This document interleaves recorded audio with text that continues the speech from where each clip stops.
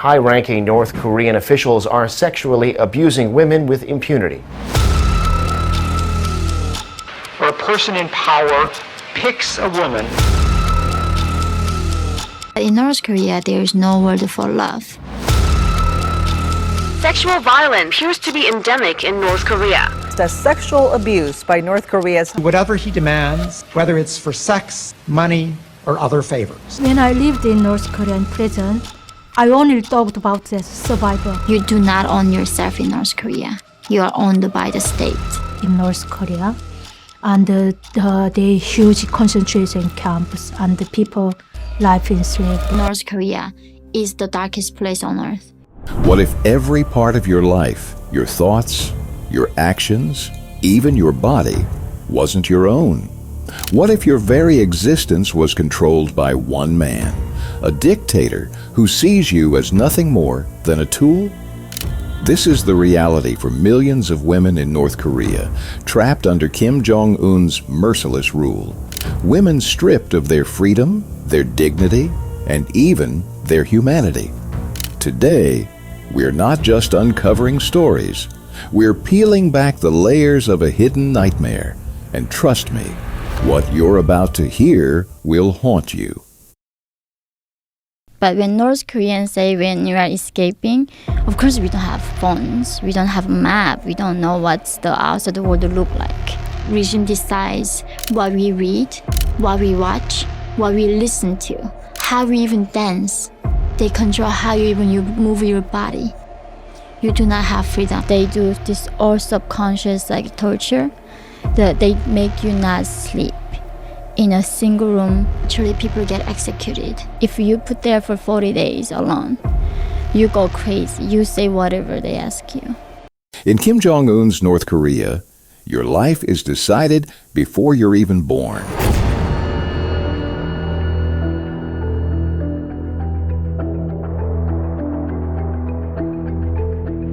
The Songbun caste system doesn't just limit opportunities, it traps women in invisible chains. In the system, we're scared and they did not speak up. That's how eventually it came to me where I did not even know that I was a slave. Ju Min, a defector, described how her mother was ordered to marry a soldier after her father was accused of disloyalty. Ordered, not asked. Not chosen, ordered.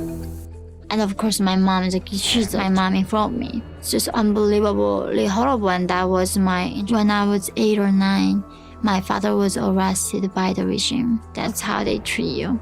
We are not even human beings to them. For women, refusal isn't just disobedience. It's a death sentence. Imagine living every day knowing you are a pawn in someone else's game.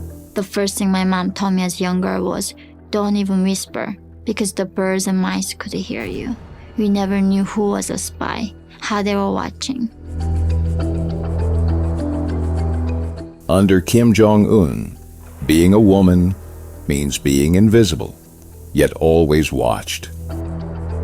그래서 수영을 해서 한번 시도했다가 실패하고 이제 얼었을 때 이제 다시 이제 걷는 건데 이러다가 나 혼자 잡히는 거 아닌가라는 생각도 있었는데 사실은 북한에서 이제 탈북을 해서 잡혀오면 엄중한 처벌 받는다는 정도는 알고 있었거든요. 그리고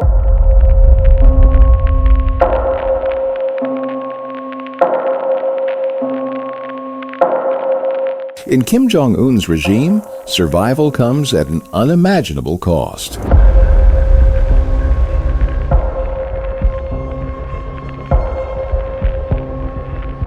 For women, that cost is often their own bodies. Un Ju, a survivor, told of guards in a prison camp who demanded sexual favors in exchange for food. Can you imagine being forced to choose between your dignity and survival? And if a woman becomes pregnant, forced abortions are routine, cruel, violent, and state-sanctioned. 엄청 두려웠죠. 근데 이제 이 길이 아니면 살 길이 없으니까 어떤 사람들은 Even outside the camps, women aren't safe. Along the border, soldiers take what they want, often demanding sex from women trying to escape. Kim Jong Un's regime doesn't just tolerate this, it thrives on it. For these women, survival isn't life, it's torment. 내가 살고 있는 이곳이 북한 사회 중에서도 북한에서 지역 중에서도 가장 살기 힘든 곳이구나. When I lived in North Korea is distribution country, so everyone is a different amount. It's government give to us food. It's government stopped the food, so people is died of starving. That time is my head kind of lot of questions. Why we respected to them? Imagine a place where hope dies the moment you arrive. That's what Kim Jong Un's labor camps are, factories of despair.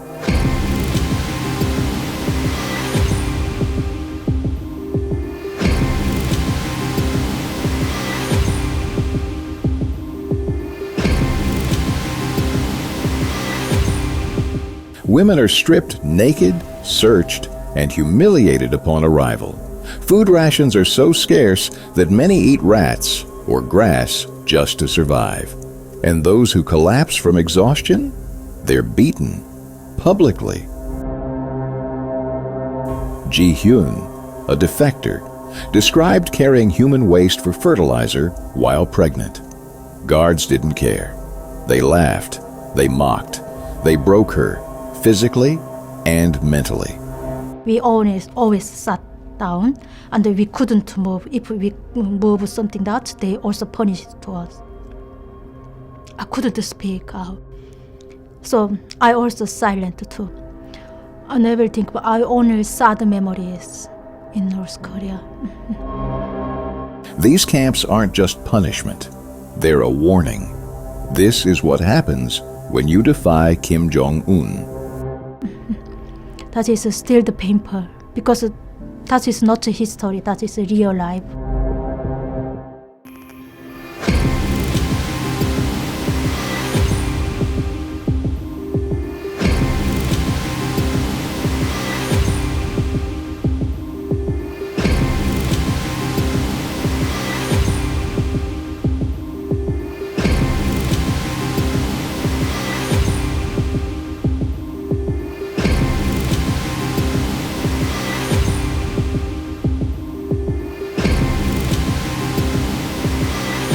The chains aren't just physical. Kim Jong Un's regime controls the mind just as brutally as it controls the body. In classrooms, girls are told their only purpose is to serve the state, to sacrifice everything for their supreme leader. Ambition? Independence? Those are sins punishable by re-education camps or worse. One defector describe the paranoia that defines daily life. Families are encouraged to report each other. Trust no one. Speak no word of discontent. Even your own thoughts could betray you. Under Kim Jong Un, women aren't just enslaved, they are erased. The stories we've shared today are hard to hear, but imagine living them.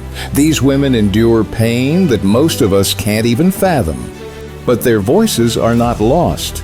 Defectors, activists, and survivors are fighting back, and we have a responsibility to amplify their stories. Kim Jong Un's regime thrives on silence. Let's break that silence together. If these stories moved you, don't let them end here. Share this video. Spread awareness. Support the organizations working to rescue these women. And don't forget to subscribe to Scandal Monster.